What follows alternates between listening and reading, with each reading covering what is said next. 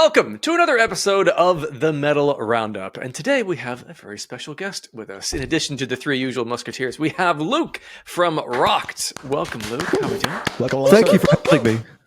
First time anyone's ever applauded me for anything, so thank you, all three of you. Nice. Isn't that amazing to get applauded like before you've said a word? It's like, yeah, I've arrived, motherfuckers. I don't think that's true because you were a wrestler back in the day. You did some wrestling, right? I was a pro wrestler on and off for 7 years in the indie scene. I was briefly talked to by WWE. I've wrestled names like Jerry the King Lawler, and I was always the heel. So no one classed me then either. You look like a wrestler. Just well, now thank that you. Burp says it, it makes so much sense. I'm like, yeah. I used to have long hair also, so every time I got hit, the hair would fly back. It was nice. Well, it was nice. If you were a heel, what was the persona? Oh, so that's the beauty of it. Luke Spencer is such a common enough name.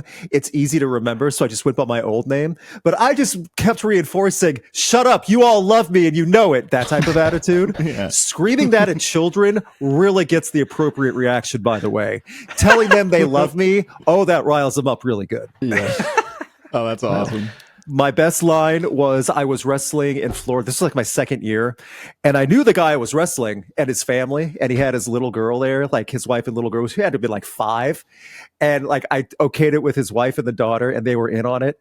So in the ring, I had dad, husband in a headlock, looked at the girl in front of everyone in the crowd and go, "You're never getting a Christmas present from your daddy." Wow. It worked pretty well. Yeah. That is True heel shit right Such there. a sweet gig. Yeah. all right. Well, welcome. Well, we understand you're well versed in the world of rock as well, and there's been some stuff that's been going on in the heavy rock and metal scene in particular. So we're going to be chatting about all kinds of things, including the Download Festival lineup, which got announced this week for next year's festival. There's some interesting bands on that bill we can kind of get into, and then a couple other interesting tidbits in metal news, perhaps. Like Dayseeker's guitarist, I guess, real quick, left the band suddenly. They've just released an album. Just last week, we were asking the question, is metalcore dead? Is it our fault? Did he go, you know what, maybe I need a new career? What was he saying? What's happening there? Yeah, I think we're giving ourselves a bit too much credit for that one. But If anything, though, you give yourself some credit. It's a little more dead now if one less member in the metalcore world's there. So. That's true. That's actually especially the guitarist as well. Yeah, that's that's very true. topical of all things metalcore lately. Guitarists just becoming less prominent. You know, it's probably replaced by some synth. Yeah, we're like a synthwave band now anyway, so. Just a programmed drum track and just the drummer goes, boop. That's all they're going to go for. Maybe that was actually the conversation. They were like, look, we're going in a different direction here. We're not a metalcore band anymore. We actually just don't need you anymore. Yeah. Sorry, bro. Listen, man, it's cheaper to have one less bunk filled on the bus. Come on now. Yeah, fucking hell. Goodness. The number of bands who end up losing a bassist and just go like, we're just not going to replace him. It's all just try it. It hurts. It hurts. I Prevail did that a long time ago. They lost their bassist long ago and they never even tried to fill. Yeah. So yeah, it's got to stay. It That's hurts. metalcore. You don't need a bass in metalcore. Yeah. As a bassist, you're right. Some of them stand out. I mean, sure. Unprocessed bassist is freaking incredible. Yeah. Some slaps and pops and things. Yeah, definitely. I think bands that like actually give their bassists some leeway to have licks here and there and not just follow the main like line of the song is generally when you actually realize, oh, there is actually some value in having a bassist, you know. Yes. Otherwise with modern metal, everything's 7/8 strings. You're like, well, I can't tell the difference between the frequency of the the 8th string and the the bass line anyway. So yeah. Did we speak about the Dayseeker album yet at all? I can't really remember what we have and haven't spoken about because I think we previewed it. Maybe we hadn't heard it yet. I've heard all the singles. I have not heard the full album though. Okay, right. And this is my opinion. Do not take this out on the Metal Roundup. Direct your comments to me if that's the case. It's absolutely fine. I don't know what else to really argue about. It's fine. You can take those comments to me too, because I agree. It's fine. See, I always use this analogy. This is an album where I totally get if people like it. I'm personally not rolling on the floor, writhing around with how great it is, having an immersive experience. It's fine. So Yeah. I think you're right. I mean, I'm slightly on the more positive end of that. Sure. I really enjoyed it, but like not as a holy shit, stop what you're doing. I have to send all my friends this album. It's like, I really liked it. I think it's well constructed songs. I think it's well mixed. There's some lovely emotive moments in it. I enjoyed it, and I'm going to listen to it a bunch of times, but not as a like, it's on my album tier list, I Okay. don't know if it's top 10. Yeah. That's fair. I did film an album reaction to it, and then I lost the audio or got like corrupted, so I had to film it again. But saying like, by the way, like I already heard this album, but we're going to go through it again because technical difficulties. But then on my second listen, I'm like, you know what? I'm vibing out to it a little bit more. So it could be a little bit of a grower. It's more, I don't know. I wish there was a little bit more variation. I feel like all the songs kind of blended together, and the ideas weren't anything too crazy. Okay. But then, like the blending together thing, it looked like that might have been intentional. Look at the song titles alone. Like everything is about night theme or death. It's all macabre in its own way. Like, so I think probably the plan was making a cohesive record. It's maybe not the most interesting to dissect in an analytical way musically, but still effective for what the fan base might enjoy. Yeah. But it was decent. And then the flip side of that was the Unprocessed album. Yeah. Yes. Fucking hell. Have you heard that, Luke? Yes, I have. That's the instrumental appreciation album that people should check out. You know, if you had that cool music appreciation teacher in high school, this is the stuff you could bring to him. He goes, "Okay, class, we're listening to this right now." Yeah. You know, just like how that's creative and it's like untethered. You know, they don't have to follow a format. You can tell they're not trying to go for anything in a box. You hear all this raw talent, especially from the guitarist. Like just the fretwork and the handwork along the neckboard. Like you see some of the music videos too. It's insane. And it's so impressive just for that feat alone. Yeah. It's wild shit, but also the songwriting is quite interesting and nuanced, and it's not just a selection of look how fucking good at my instrument I am. They actually are kind of good little journeys of their own. Yeah. That's the best kind of prog metalcore. Yeah. It's so up your alley, Burb. Oh my God, I fucking love it. Yeah, it's like the shit I grew up with, like Protest the Hero and Sick and all this stuff. Like this is like that. It's like for a new generation. It's melodic, technical, heavy, and somewhat experimental too. Yeah. That Friday just passed was so stacked. Cool. So stacked. So many fun drops. Because we had a few weeks, so I feel Halloween release, Yeah, I feel like October was kind of everyone was talking about how big October was going to be. And that was because of that last Friday, I think. Because it was like, oh, there's this album dropping and this album dropping. And then I was in the middle of October and I was like, October's been kind of slow. And then just Friday was just like album, single, EP, surprise EP. I was like, what the fuck? Currents out of nowhere as well. And they dropped one of the best projects of the year as well. Really? I've not heard it yet, but wow. Yeah. That's big praise. I've seen it's getting a lot of praise. Yeah, I don't know. I think you'll appreciate it, Steve, but I don't think of it as being like something that is massively up your alley. But it is just pure metalcore riffing. It's kind of like the way we talk about Polaris being like one of those bands. It's like the last of a dying breed that hasn't really gone too far into this new like post metalcore realm of like making everything so sexual. They've just come metal. They've just stuck with the core of what they've been doing for years, whilst like refining it. Whereas Currents are like the exact same. I feel like you can just look at any Currents record over the years, and for the most part, you know what you're gonna get. You might get slight deviations, but it's always like it's Currents, and they really brought it with this one, I think, because there was. I know they got a lot of like praise on the last album, but there was.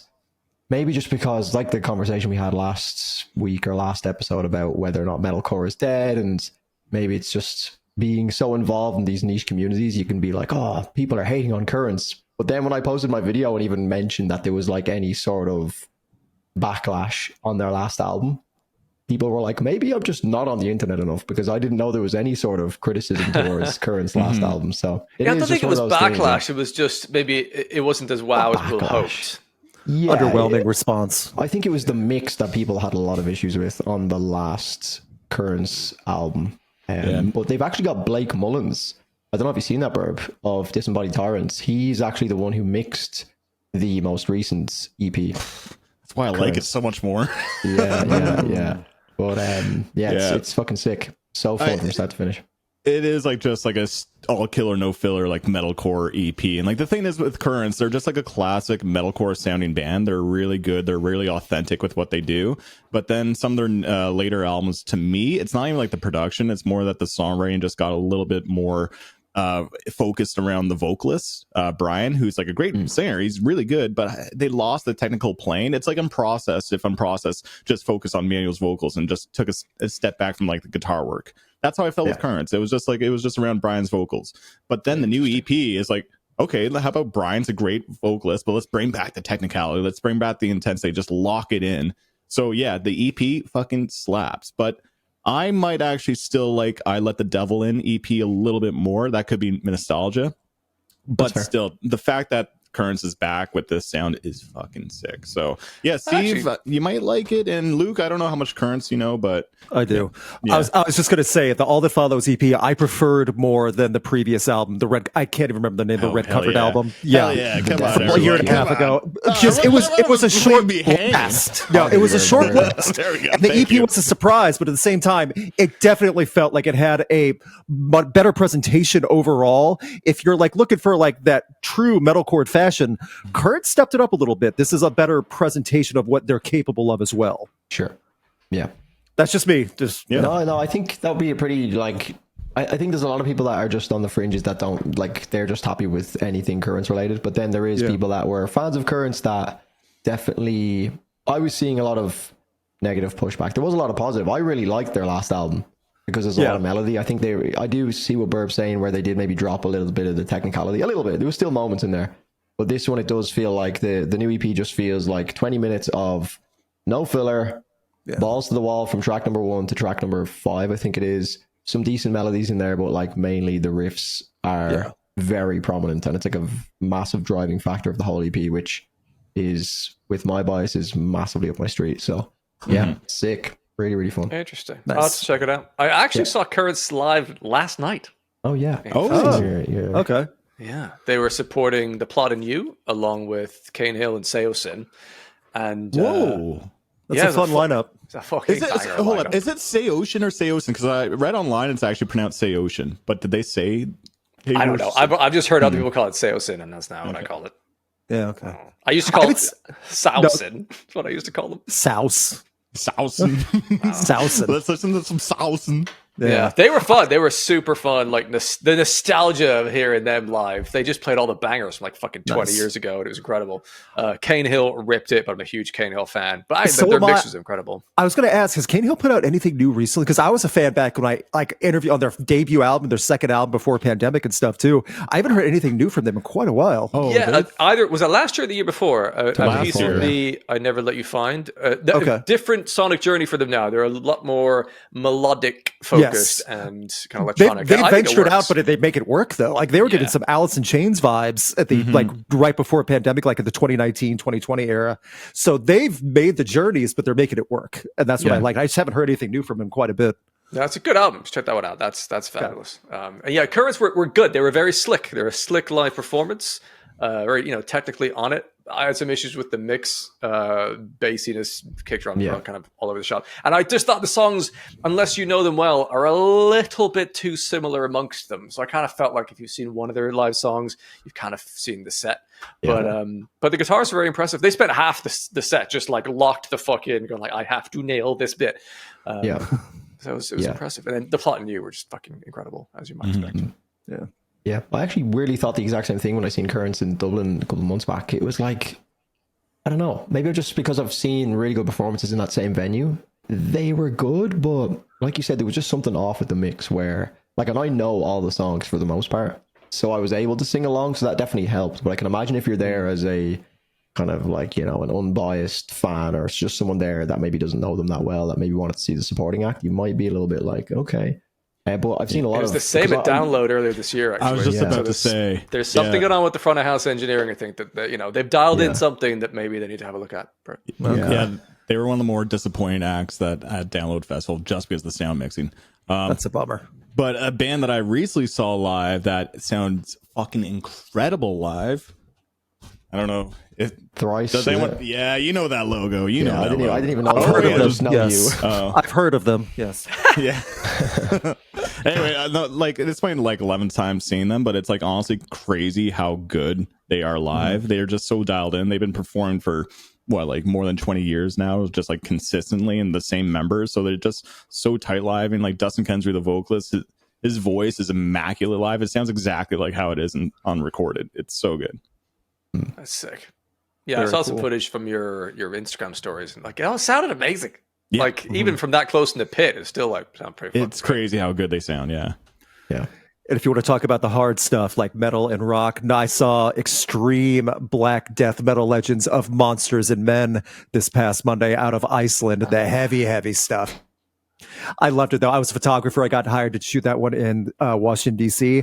I grew up with like an alternative indie band, and it was just like so nice. Like, so everything you guys were just saying, take the energy away and make it really soft, and everyone's just kind of high-fiving and hugging and everything like that. That's sick. That Dude, was my their recent song concert. "Little Talks" is one of my favorite songs. Of They all played it time. live. Yeah, it's they gorgeous. They just had an album come out. I believe it was on Halloween as well on that stack today. So Wow. I always get them confused with like Of Mice and Men, but I know they're completely I know. different bands. OMAM. Yeah, OMAM. Yeah, very different. If the crowd for Of Mice and Men showed up to a Monsters and Men concert, they're going to be very upset. Yeah. Yeah. Yeah. Yeah. Oh, they're very good. I've not heard it yet, but today, at the time of this recording, because this might go out a couple days later, but Thornhill released their deluxe album. Drew, you love deluxe albums, as we Okay. all Yeah. do. But this one's a bit different. It's remixes by Yeah. other Okay. notable This morning, artists. I haven't heard it yet, but like Villanova's remix a Thornhill song. I'm looking forward to seeing what Oh, I the can't That I wait would to like hear to that. hear. Yeah. Yeah. I've just got on the Villanova train because I was not familiar with them only a few months ago. So I'm slowly chasing the train to jump on that bandwagon right now. Yeah. Like what I hear. Have you heard the whole album yet? Yes, I have, and I've liked it so far. Yeah. I'm curious to see what they do live and how that plays out as well, because this is not Same. an old band or by any means. So I definitely want to check everything out. Yeah. And that album deserves time. Like spin it and spin it. It and does. spin It does. just, I agree. It just gets better. I just speaking of albums that need time, I was in the gym the other day and I said, you know what? 156 Silence is getting another spin because I infamously didn't really love that album. I could see why, but I didn't get through the full album. But I was vibing with it a little bit more. I already like Better Written Villain. That's a fucking incredible song. And then what's the other one? Is it Target Acquired? Where he Target has Acquired this is really great. mental flow to where he's like, yeah, is that Yeah, song? Yeah, I feel like he does that a enjoying few that. times, but yeah. Yeah, I was really enjoying that part, but yeah, I'll have to give it a few more spins. I just think it is one of those albums that I feel like your environment is crucial with it, because some albums just sitting down listening to it in an office environment is never going to be the right place for it. Yeah, you can appreciate because you're like, okay, this sounds sick, and you're like almost, okay, this will be good for this environment. But until you're in that environment, like the gym or something, where you can really just let it attack you properly. That was- Do you know what I found? If I was walking on my commute to work on a dreary day, that album fucking spoke to me. It's like, Yeah, everything's yeah. fucking, everyone's the okay. same. People are shit. Let's fucking go. Loved it.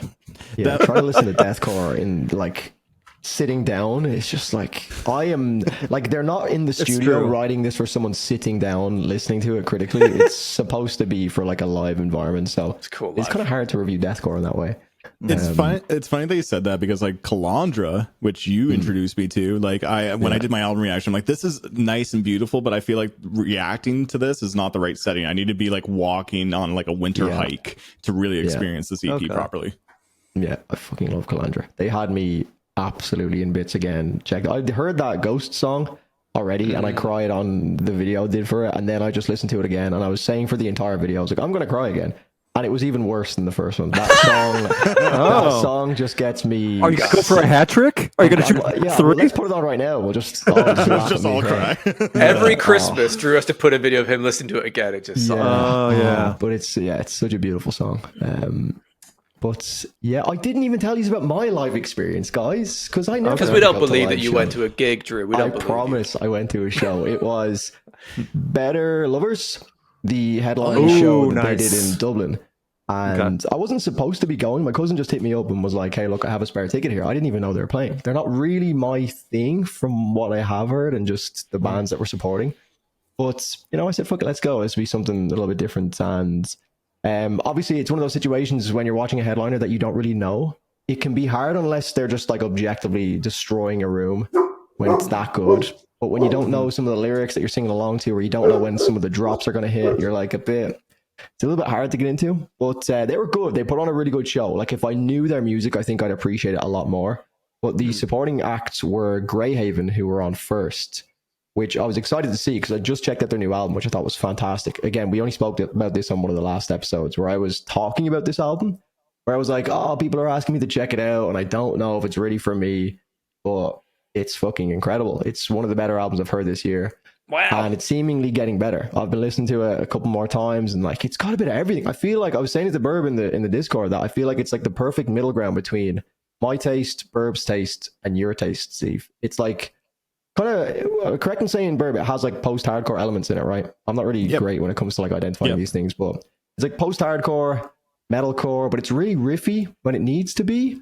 And then it's got like kind of drops and like big soaring vocals. It's melodic. I feel like it's a really nice balance of everything that we look for individually. It's got a lot of rock undertones to it. Yeah, for sure.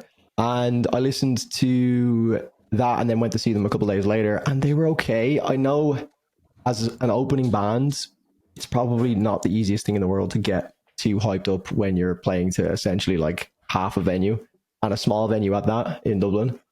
They're okay. Again, I didn't recognize a lot of the songs despite knowing the album. I hadn't had enough time with it to be able to like really identify.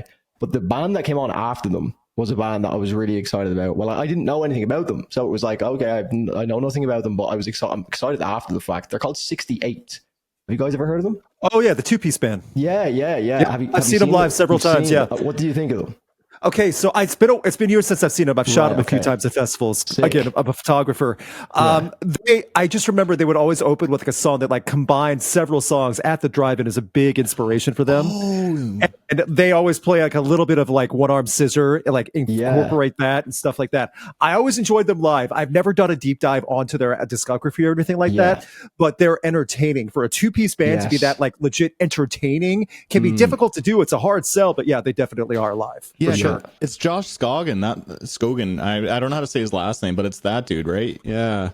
So that's a crazy lineup because you're seeing like almost the history of like this specific type of metalcore, because the headliner is like, Better Lovers, which I don't know how familiar you are, Drew, with like the members, but that's essentially the new supergroup with Dillinger Escape Plan and Every Time I Die. And then Josh Scoggin was with Norma Jean, which Every Time I Die and Norma Jean are kind of like in the similar vein. And then Greyhaven, I would say, is like the reincarnation of that style. Greyhaven and like Callous Style Boys is like the new generation's Every Time I Die, Dillinger and Norma Jean. So it's just like, that's a really fucking sick lineup, honestly. I would be blown away to go to that. Yeah, it was really cool. Like the 68 band, again, I went in with no expectations at all. I seen the two-piece band. I was like, okay, this could be different. They're wearing suits as well. Like they come out in full suits. So I was like, oh, they dressed up for you. Yeah, they were like full on in suits. That was a part of their thing. But the lead vocalist, the guy playing the guitar and doing the vocals, so he's facing the drummer on stage. So the drummer has his kit set up at like the crowd is to his left, if that makes sense, and he's facing the guitarist, and they're going back and forth.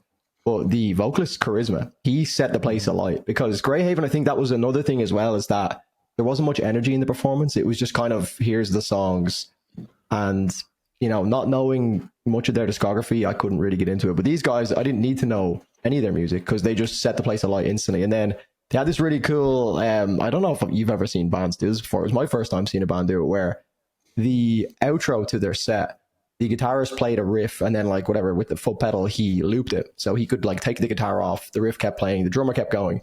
And then he started to dismantle the drummer's kit as the riff was looping. So the drummer was still playing fills and like keeping the song going.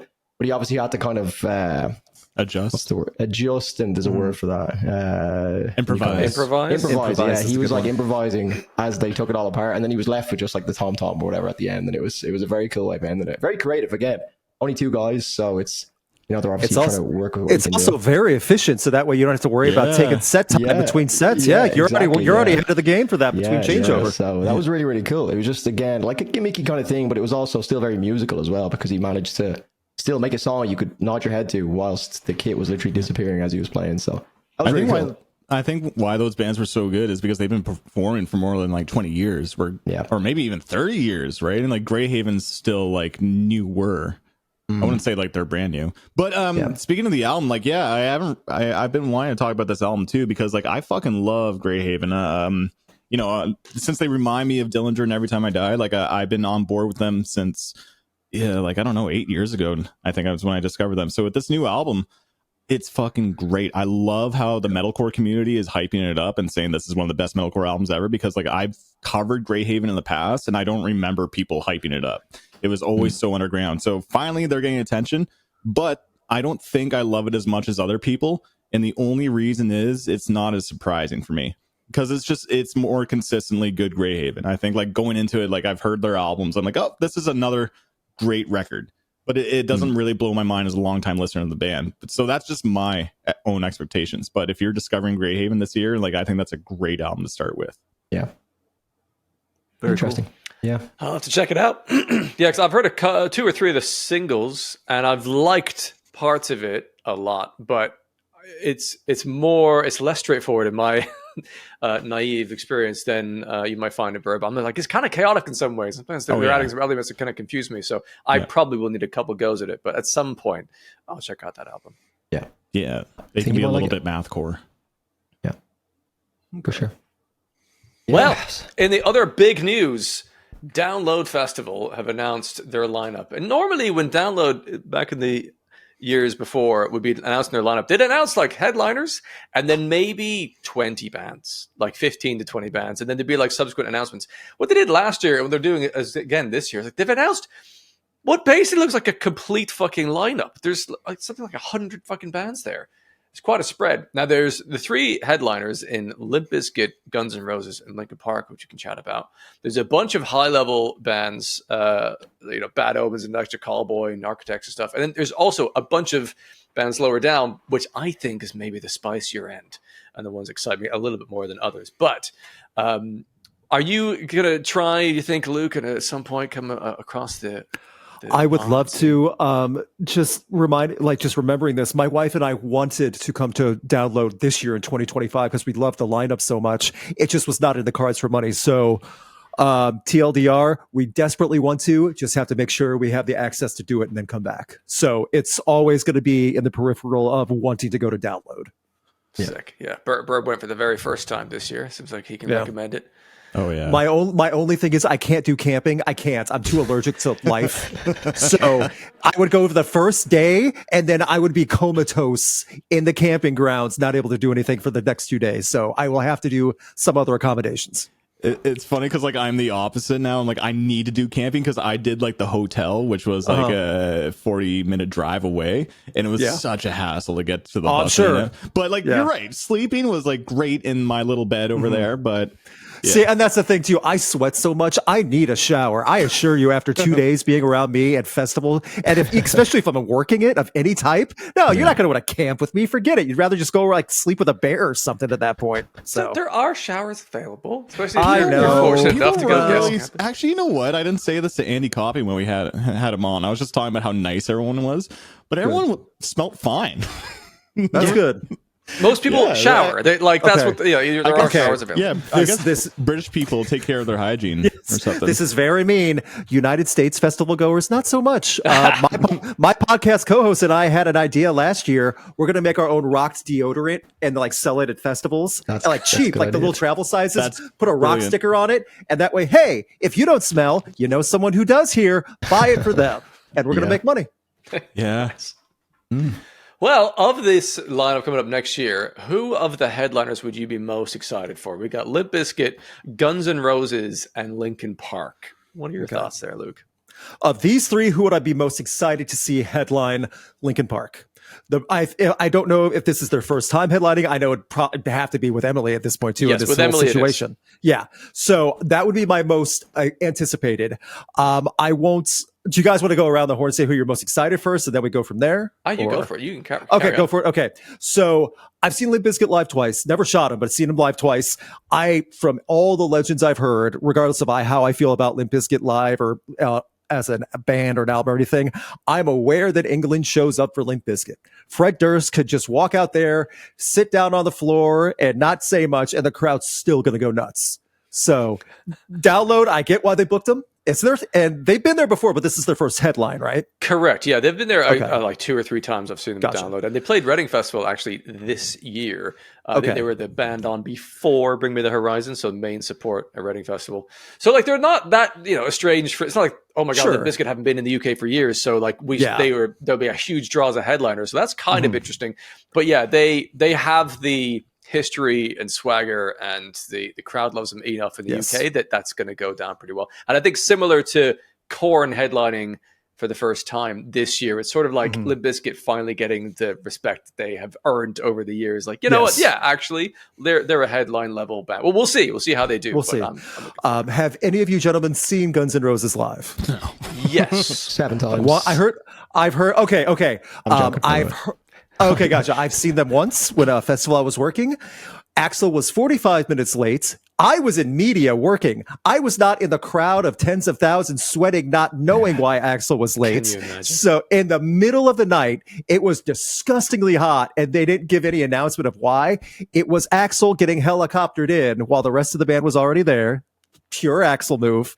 And it did not sound great. I've heard him do better live. I've heard him on record and stuff, like seen video footage. He's done better live than the night I saw him at Louder Than Live 2019.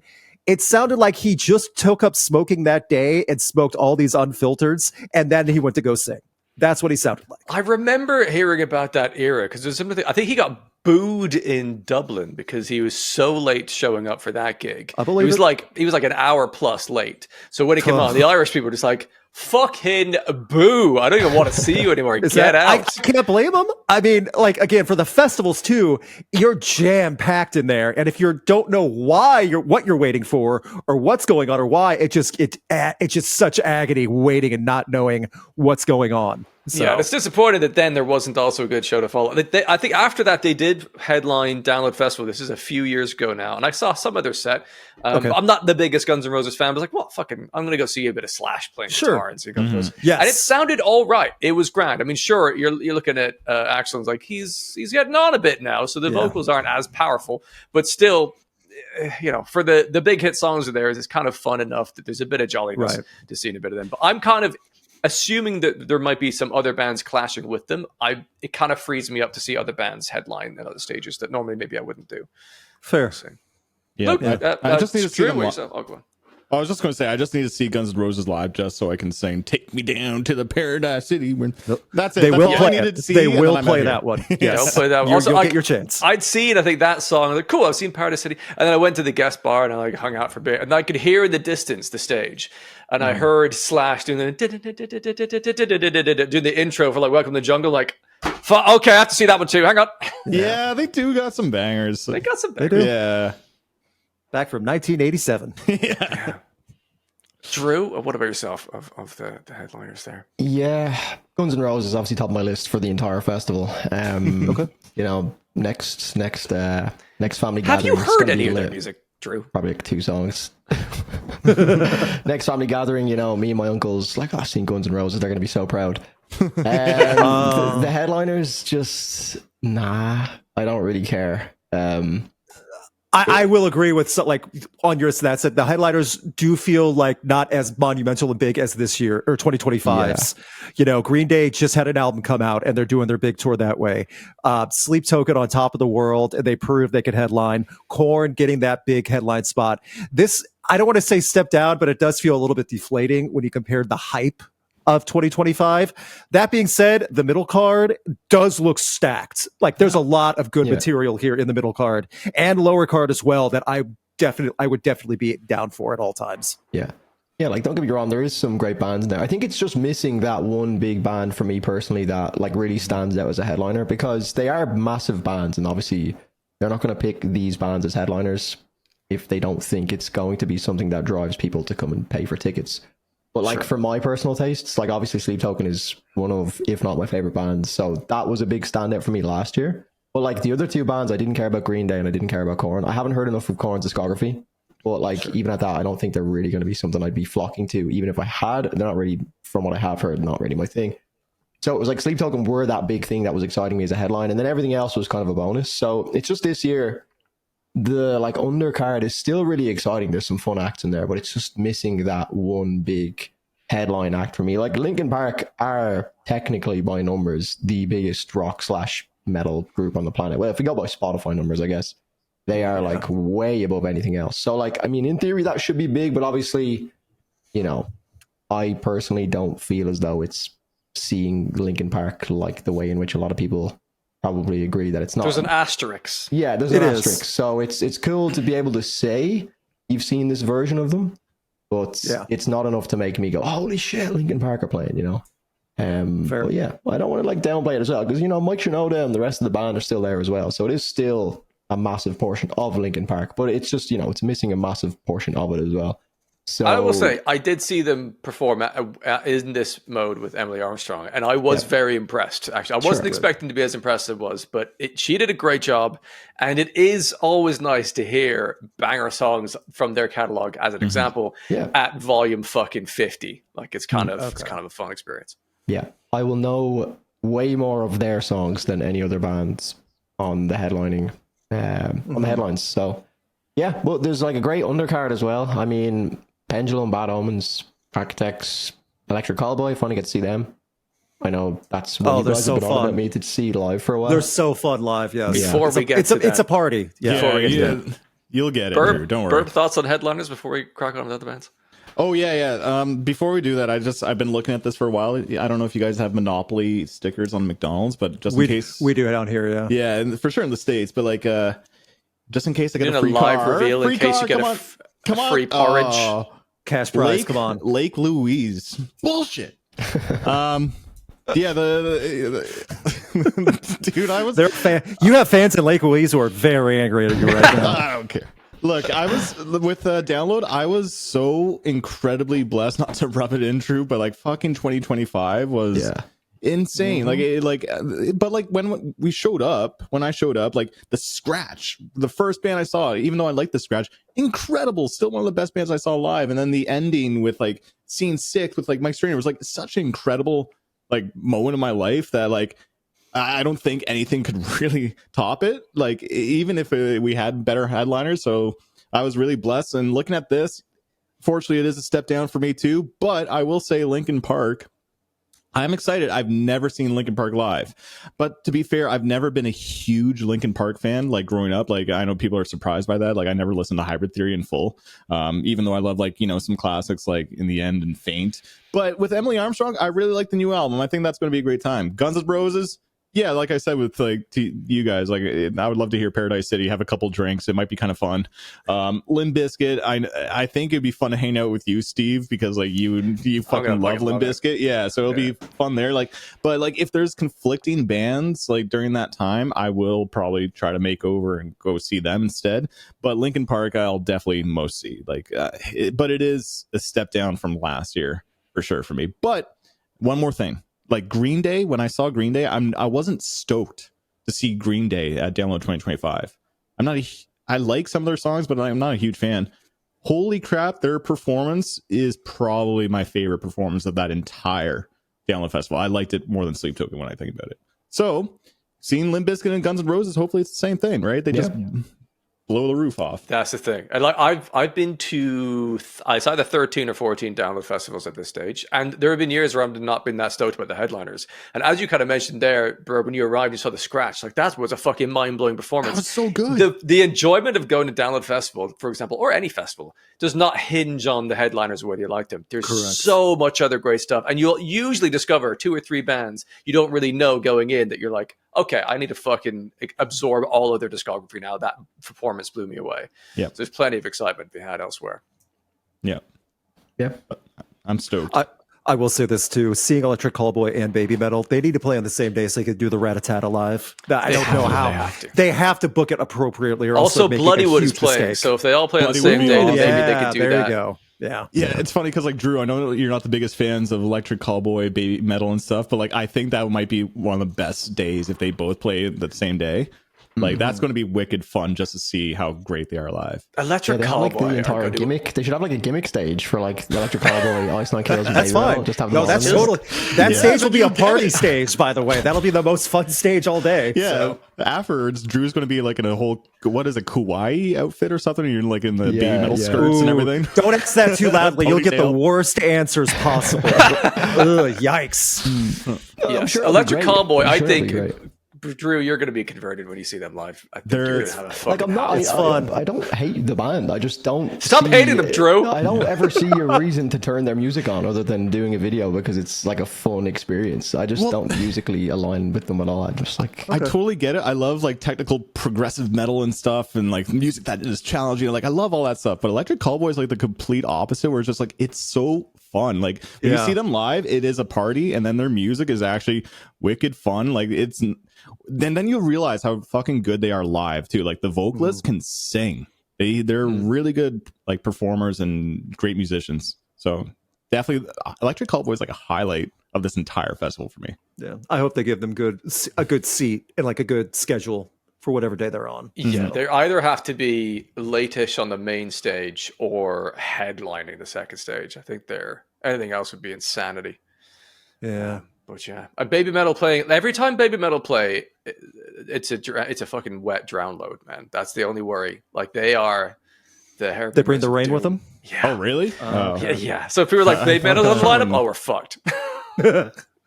I was very fortunate. Like when I saw them last time, when I got to shoot them, it was at a covered amphitheater, so it was raining, but there was not a drop inside. Nice. However, for whatever reason, someone was really sick and threw up into the photo pit while we were working. It was a show. Baby Metal just kept on going, professionals. But man, oh man, they had to have seen it.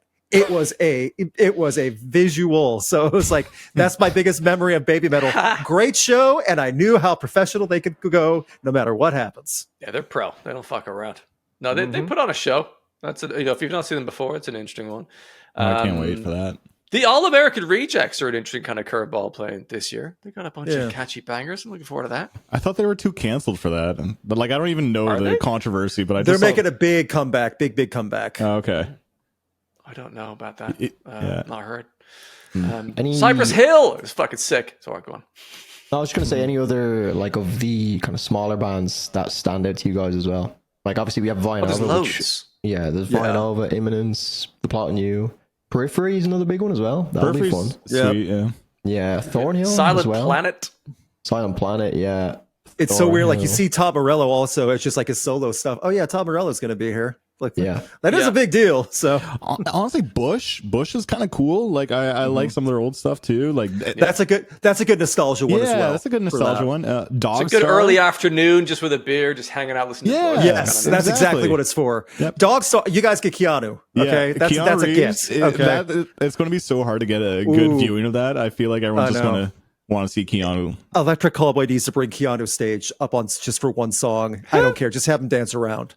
Just blow everyone's mind. That would be the party. Yeah, that actually would be making headlines everywhere. Yeah. Wouldn't that make more sense for Ice Nine Kills to get him? Didn't they do the Matrix? They could kill him in the Matrix. That's such a good idea. Yep. Yeah. You get it. You get the gold star for booking. Sick. Yep. There we go. If they're playing the same day, everyone's going to just go. And he dresses up as Neo when he walks on stage. That would be actually fucking mental. God, that would go super viral while they're still playing. Yeah. Just like live streaming. Surely they've thought of that. I can't have been the first person to think of this. And then if it happens, they have to have I'm sure they have the reach now to make connections to make that happen as well. Absolutely. Yeah. Keanu seems like he's a fucking dude. He'd be fun. He'd be fine with it. So and he's also like you're talking about All American Rage. Story of the Year is another throw-in for like the emo pop punk side. It is. Yeah, they're so good live too. They do like backflips and throw guitars and shit. They're amazing. They do. They're from my hometown of St. Louis, Missouri. That's where I was born and raised, and that's like one of the few bands to come out of St. Louis that's actually pride of St. Louis, and that's one of them. Oh, there's not too many Canadian bands when I think about it. Actually, damn it! Oh, the disrespect.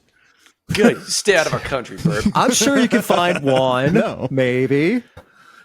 Yeah, I think there is some, but like I will say, Drew's not super into Electric Callboy, and the other band is Ice Nine Kills. And I was watching your video talking about like if you need to see these bands live to make make it make sense, then like I feel like that's not a good what's the word I'm looking for? Like the songs aren't good enough. Yeah, like then why does that make it a good band if you need to see it live? But that's a good argument, but I don't know. Ice Nine Kills is also so fun live. They're very theatrical. They're very professional performers. You know, they make it a show, not just like music. It is a show. So they're going to be awesome live too. But like, yeah, you were talking about the smaller bands. I think like some of the biggest highlights for me is like Villanova and Boundaries in terms of like the small bands. Cool. Mm-hmm. Yeah, I also do love, just as a plug, Drain had their new album come out today for a hardcore band. Yeah. They're great. They're a blast to listen to if you're into the hardcore stuff. And this is more hardcore adjacent in the line of Turnstile, where it's not full blast hardcore, but it's more just, something more lighter and something you can actually move around to. That sounds good. Drain's great. Yeah, said a new album come out today. Oh, can you two-step, Luke? Not well. Yeah. Not well. I stay the fuck out of the pit myself, but yeah. See, I got a big upper body, wide shoulders, but short legs. So my two-stepping is really not doing that much. So another short leg, bro. Okay. Short legs. Yeah. Exactly, right? But I was thinking, like, you being an ex-wrestler, you must love the pit. You're like, I'm invincible. Yeah. Fucking come at me. Yeah, okay, you would think that, right? But that just means you can become a target and people try to take you down. It's like, come on, guys. Come on, please. Yeah. And it's always like high school kids who think it's hilarious too. It's like, no, come on, please. No one wants to pick you up. No, come on. I hate to say it, but there's not too many bands here where I would be really crazy to go into the mosh pit for. Because they're not Canadian? You might have said that about House of Protection, and you're like, "Fuck, I gotta go in." So like, they bring the pit to you. Yeah, you don't have a choice. That was nuts. I'm like, it was literally calling to me. I saw just like the people running. I'm like, I had this like insane urge to just run in there. Yeah, I love nothing more than seeing Metal Burb in a mosh pit. He's like a Labrador, just. It's so fun, man. Okay. Bad Omens. When they play, assuming Artificial Suicide or Dethrone. Oh yeah, I'm going to be in the pit. They would play Artificial for a big festival spot like that. Yeah, and Dethrone, I think too. Yeah. You know, sorry, Drew. Go ahead. Oh, I was going to say I'm going to see them in like 15 days or some shit. They're playing in Dublin, so yeah, that'll be fun. Wow, they're actually. Is Bill Murray with them on that gig? Bill Murray and the Ghost Inside, I think. Oh, that's stacked, Ghost Inside, man. Yeah, I'm just so surprised that they're, because Bring Me played this same arena with Bad Omens as support, and what was the other? Steve, you went to the same show. What's that band with the red-haired Static Dress? They played, and Bring Me didn't sell out the 3 arena. I know Bad Omens like 2 years later are coming back when they were the support and it didn't sell out, and they're headlining. So, and they're nowhere near the popularity of Bring Me. And Bring Me didn't sell it out. I'm interested to see what this arena looks like. Would they just cap off the top bowl if it's like that type of arena? Maybe it'll be standing. I don't know, but I don't know if they often. Bad Omens has an arena tour announced in the U.S. as well. Like they're actually playing like arenas this year as well in the States. Yeah, so they're going for it. Yeah, like Ireland is not like it's not going to be on the same level as some of these other shows. It hasn't really caught on here yet. But yeah, that's going to be interesting. I'm actually really curious to see what that arena looks like, because I think Ollie was mentioning it that it didn't sell out or something. I don't know. He said something on stage that implied that it didn't sell out. And yeah, just kind of interested to see if Bad Omens were supporting. And this, like, Bad Omens only put out like 3 new songs since then. So it's not like they've had a whole new album and they've grown exponentially again. Like, it's essentially the same Bad Omens, just headlining. It is. I say that though, but like you go on TikTok, you're going to get like a talking to if you say anything like that, because the TikTok girlies will die swinging for Bad Omens. So that could be a big swing. I'm assuming that's part of the album release structure. Hype it up so much with every single. Some bands are doing this. I don't know if that's it is, because Bad Omens kept really quiet about it. Yeah. Will there be a new album with the tour announcement and stuff, or before the tour? I don't know. Yeah, I mean, unless they surprise drop it, because I think they're literally playing on the 21st, which is like 2 weeks from now, exactly 2 weeks. That's close. So they would have to have an album. Yeah, it sounds, by all accounts, it sounds like they have just not got it ready. But it's so, it seems contradicting to itself, because they keep saying, you keep hearing Noah say that it's not ready and it'll be ready when it's ready. But they're like bringing out singles pretty like every couple of weeks, as if it's leading up to it. It could be a fake out, Could be a fake out, which would be really pretty cool, and just randomly drop it. They We'll get see. more hype that way. Just like, Yeah. again, like they know how to play the socials. That is one thing Bad Omens does really well, especially with their fan base. So that would get them the hype right away. They know how to play the socials while hating the socials too, which is Yes. kind of funny. Yeah. Best of both worlds. Yeah. They hate Act play like it. you hate it, and then just work Yeah. at the system. Yeah. Well, they're at a point where they could just have someone else do it for them now, isn't it? It's just like you guys take Yeah, care they of it are. and we'll do it. But yeah, that seems to be the meta for rollouts now. It's do the waterfall method for the singles and then just surprise drop the album. It seems you get like everything. Because you get all the hype every time a new single comes out, and then when the album drops out of nowhere, it just builds massive hype for it anyway. So Yep. seems to be the best way to just Villanova squeeze crushed everything. with that. Yeah. Yeah. You know what band on this entire festival? It pains me that I'm not excited to see live, like at all. Really? Oh, I know it. Yeah. Can I guess? Yeah. Architects? Yeah. I know, Steve. From what we've talked about, I think you might feel the same. But like, they are one of my favorite bands ever. At least they were. But I don't. I like the new stuff, but I don't connect with it as much. But then seeing them live recently, they don't play anything old, which I get it. Like Tom, like they don't want to keep writing stuff or playing stuff that Tom wrote, and it's probably sentimental and hard. So I get it. But like, they're just a completely different band now. They're just so different from like I just saw Thrice recently, and Thrice is a completely different band. They're not that same emo hardcore band. They're like a rock alternative band, but they still will play some of those classics, even though they don't want to. Like if you listen to interviews, they don't want to play their old stuff, but they know that that's what those people come for. So with Architects, they're just a completely different band now, and I'm really happy with their success, but they're just a band that's not really for me as much anymore. Yeah, I think I'm there myself as well. Like I enjoyed the recent album, some great songs on there. I've gone back to a couple of times, but diminishing enjoyment of that. And yeah, they're becoming something a little bit different somehow, and that's fine. Like power to them, off they go, and people will enjoy them. And I think I've maybe been spoiled by enjoying them at what was for my taste the kind of peak of Architect. They obviously had some amazing live shows from them years ago, and loved a lot of their albums in the kind of middle tier of their timeline, as it were. And so, yeah, I feel like I'm chasing the past a bit, and it's never going to be fully fulfilled. So, power to them. I'm sure they'll get a good crowd, and they'll play well, and I hope it goes well for them. But yeah, I'll probably see some other bands at that point. Yeah, I actually might see a different band, which is crazy because like I fucking love the band since I was like for like 20 years now.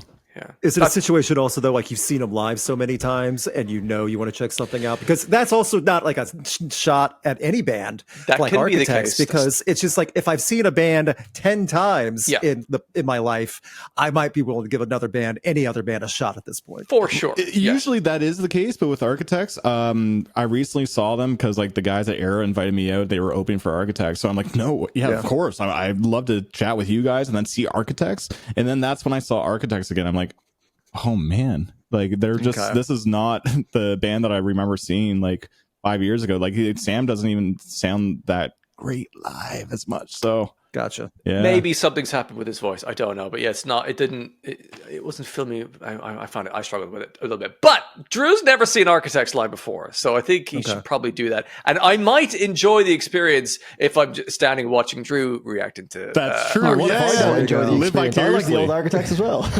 I would enjoy watching you not enjoy it. Just watch him disappoint more and more as just the set list goes on. The frown gets bigger.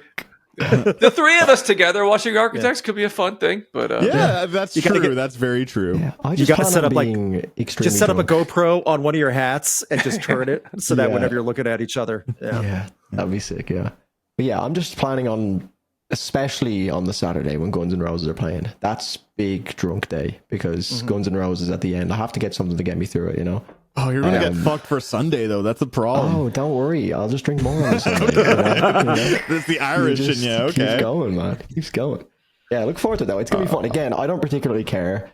It's obviously nice to have something to really look forward to, but I know I've been to like festivals in the past where like you're not ecstatic about some of the acts, but when you're there, especially the only thing I could ever ask for, I would take the worst lineup ever with amazing weather over the best lineup ever with the worst weather imaginable. I'll just take it, because the festivals are always going to be fun. Isn't that download almost every other year? But it was just last two out of year 3 seeing it. years. It's great. Oh yeah, I know. That's another reason why I think I was blessed for 2025. Yeah. Okay. You got fucking So- burnt, sir. It was Oh, insane. I've only heard the legends of Mudfest and everything else Yeah. every other like it feels like every other year. So Yeah. Drown load is what we would call it. oh, that's a good name for it. Yeah. Fucking horrendous. But hopefully we're Fingers lucky. crossed. It can happen. Yeah. You know Just what's wanna another do thing that it's a little bit disappointing with this festival for me is that there's a big lack of like really heavy bands. Like there's not too much deathcore. Like Behemoth, I'm not a big fan of them, but I know they're probably on the heavier side of things. But there's like the hardcore bands, but I feel like they had Lorna Shore, Whitechapel last year and stuff. Like I feel like that's kind of missing with this festival is like any deathcore acts. I mean, Blood Incantation gets the death side out there, but it's also Yeah. very proggy. Blood and Incantation is that's fucking a different sick, yeah. experience. Yeah, but they're amazing, but it's a very different experience than like true deathcore or anything like that. So it's a similar vein, but not exactly what you're looking for, like a Lorna Shore Yeah. or something like that. That's a good Boundaries show. is Though. probably Blood your best one. Incantation is actually would be really cool to see live. They're like yeah, to hear some of that live, I would love because I loved Absolute Elsewhere last year. it's so. like Pink Floyd gone like death metal. Yeah, exactly. Yeah. Exactly. Yeah. You got like Kublai Khan, Boundaries, Throne, maybe? I know Boundaries Throne is are heavy, kinda- yeah. Yeah, they're heavy. Yeah. Kublai Khan would be a fun one to see as Also, well. I will recommend this one though. If you're looking for something random, Scene Queen, she gets wild. She does not pull punches. If she has something to say, she was calling out the crap at Warped Tour DC while she was on the stage at Warped Tour. So if you want to see something totally random and a fun show, Scene Queen gets pretty fun with it. Yeah, believe that, she's yeah. as they would say in Ireland. She's bold. Yes, bold is a good she's word quite for it, bold. yes. And I saw them perform. I was on. It wasn't this year. The year before, perhaps. A really good live show. Actually, like great sound, very polished and professional. I enjoyed her set. She's good. Yeah, that'd be a good like afternoon on one of the side stages. Just see something wild. So Yeah. Also, Drowning Pool. That could be a bit of a giggle. I've not heard Bodies live. That's got to be done. that's what everyone will be coming for. So Yeah. just that How does song. that go again? Yeah. Hold on. What? Nothing. The floor. Is that the Yeah, there you go. Have you guys seen Nothing the, wrong with me. Have you seen the parrot sing that? No. The No. spiral. Oh my god, it's a classic YouTube video. Just a I know the parrot Psycho doing, Stick "Let the parody, which is bodies hit amazing. So It's great. yeah. That just reminds me of the UFC. Remember UFC used to have that for their like main cards when they'd come on? It was so fucking sick. Oh yeah. Now it's just so WWE corporate. did that all the time Yeah. too. Yeah, it's just very perfect for bodies hitting the floor, Yeah. literally. For The sure. only question for me is, do I want to stand through the rest of the set to wait for Bodies? They'll save it for the end. They are not opening with yeah. that. Not a chance. So Yeah. Yeah. got to time it that. right. Yeah, you got to time. They got a 30-minute set. Okay, 25 minutes in, I'll walk over. That's what you got to do. Watch them open with it. No. I can't imagine. There's no knows? way. I was going to say Gate Creepers on there too. If you're looking for something a little bit heavier, that would actually, I think, would fall a little bit for that, for the heavy stuff. I don't know them. Gate Creeper, they get pretty heavy. So Paleface Swiss is one that we forgot to mention too, which Yeah, they're they're heavy. Yeah. Very. Landmarks as well. That'll be- We Landmarks don't can get know heavy, what yeah. Spitting Glass are like yet. Oh yeah. that I don't know. Ooh, Stephen, naughty boy! How dare you bring this up? So They've are you familiar with released the no story on this, songs. Luke? This is like I'm this year's not. president. Okay, This is like this Spitting year's Glass. Spitting Glass. So they're not Okay. anonymous, but Okay. one of the members. I have to speak in cryptic language here. Okay, so Sure. you can put the pieces together. But one of the members is a masked member of another big band. Okay, And that's basically the lore behind that okay. one. So they don't have gotcha. any music as of right now. Steve, are you familiar with this? Can you back That's me up what on I've that? heard. I don't think they Well, have, this- but they have like a social media following already because of said Gotcha. other band. Will this be another download debut, kind of like This President is Live? a download debut, I believe. So it is Okay. essentially the new meta. Apparently, getting a Getting your debut at down. I mean, that's a Yeah. get. I mean, that's a big Yeah. statement right there if you can hook it up. So yeah. It's for also sure. kind of scary. Like fucking hell. You know, your first you'll play a few gigs to really work out the kinks of your live performance. They got to do it one shot. Like just hope the rehearsals behind closed doors were good enough. That's Yeah, they'll be a true. little bit nervous potentially. Yeah, for sure. But yeah, so that's that one. Spitting Glass. See which show that's clashing with. I know President was with Meshuggah last year. That would have been a tough one to miss up on Meshuggah for President. But I can't say I probably wouldn't have gone. Obviously, in hindsight, I think the like going to President over Meshuggah seems like but I would probably have gone to President as well because I've seen Meshuggah before. But yeah. Well, that was a unique thing too. First time seeing it live, so that also makes it a It's also the anonymity of it as well is also a massive thing. These guys aren't anonymous, so people just can see them. So it's less, hidden away, and people are less. I'm going to assume less interested when it's not something anonymous. Another interesting band name out there is Pussy Liquor. Yes. Yeah. Spelled like Pussy Liqueur. And I've just looked them up on Spotify now. They've got songs called like Lady Wank and CUNT. Nice. Your search entry history is going to be filthy. But if I'm correct, that they got the name from a Rob Zombie song years ago of the same title, the band name. That's from what I understand. Okay. But yes, that's exactly the type of material you will be hearing with the band. Interesting. Nice. Well, I'll be checking out every single band before the festival, so I'll find out then what they sound like. Okay. Yeah, it pains me that we're speaking about this as if it's like next week. It's literally 214 days away. Yeah. I'm looking at it here, the little countdown. I'm like, 7 months. I am, because it says TBA, more to be announced. Yeah. So I am interested in what else they will add. Yeah. They were asked, because this year in one of the festival camping site areas, there's a big stage tent, and they had Venga Boys do a performance, which actually went down as a massive hit. And they were the main booker, or one of the main bookers, Cam, was asked, is there going to be like a Venga Boys type act this year? And all he said was that there is going to be a major curveball in the main arena that people have been asking for years. So people just can be speculating as to what that might be. I'm hoping Nickelback. I'd fucking love to see Nickelback play Download Festival. That'd be sick. But I don't know. They're too big. That would take over a headline spot, though. I don't think it would. Like, I think, but the thing is, I don't think it would only work if they were like a secret act late on another stage, because they might do that for the fun of it. Maybe, but no, yeah, because I don't think they've toured in a while, to my knowledge.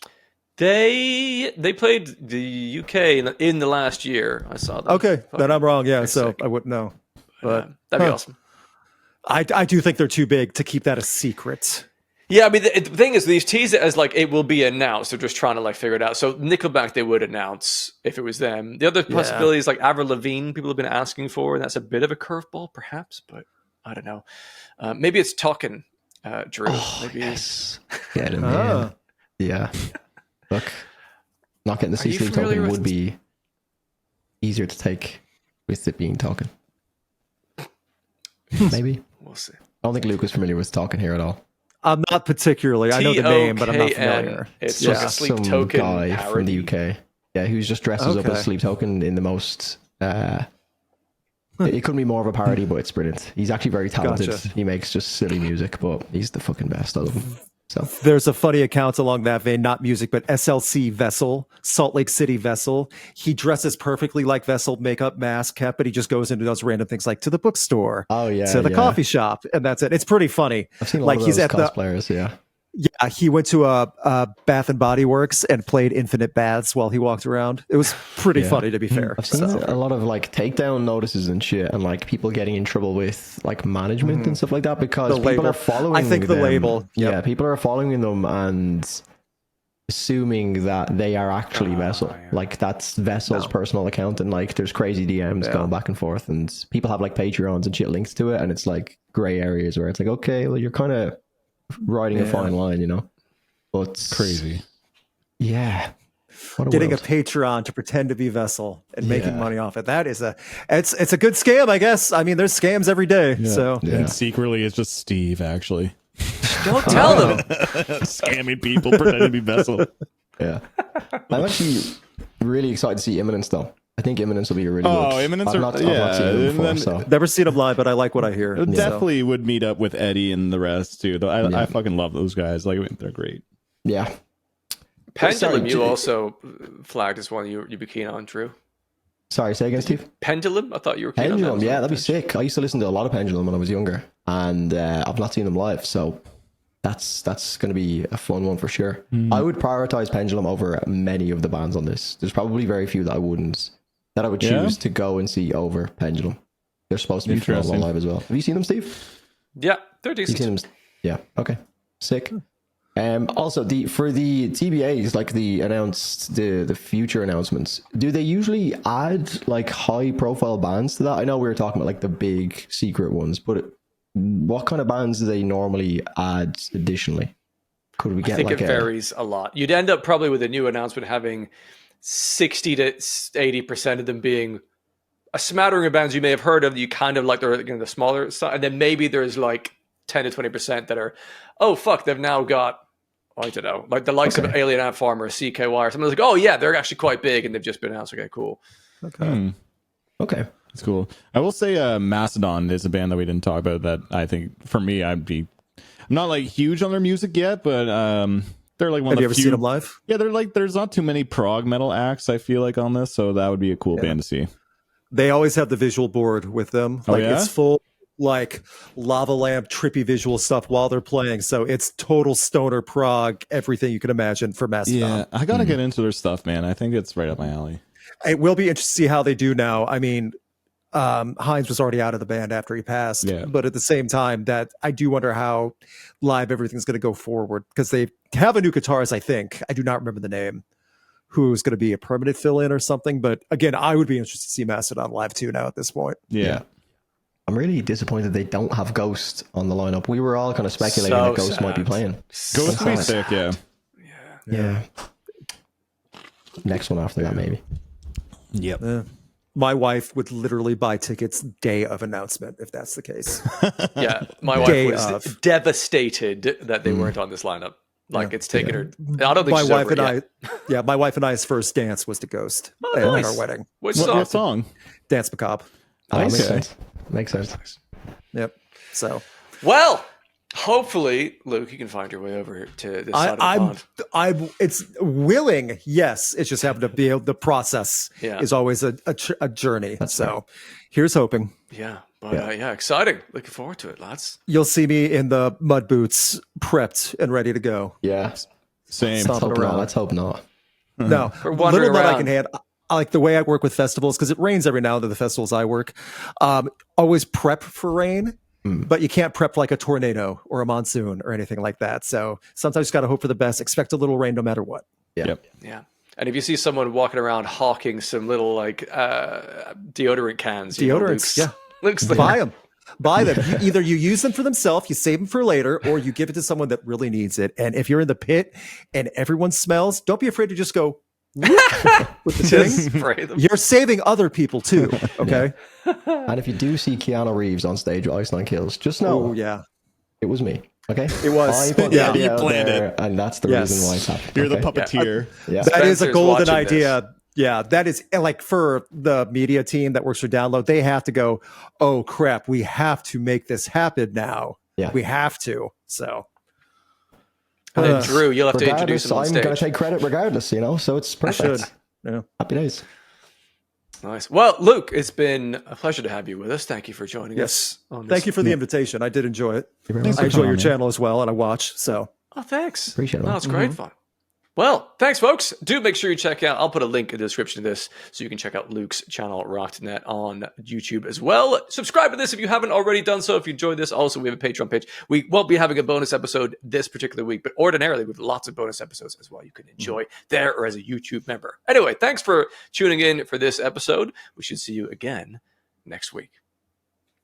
Cheers, folks. We might be able to film a bonus episode actually if like we can crank one out in 20 minutes. Okay, because I pushed it to 12:30. One out. Okay, I have 20 minutes if you guys want to do something. One out, yeah, let's fucking crank it. What kind of bonus episode are you talking about? That I signed up for? Dude, what? This is where the real money is. Yeah.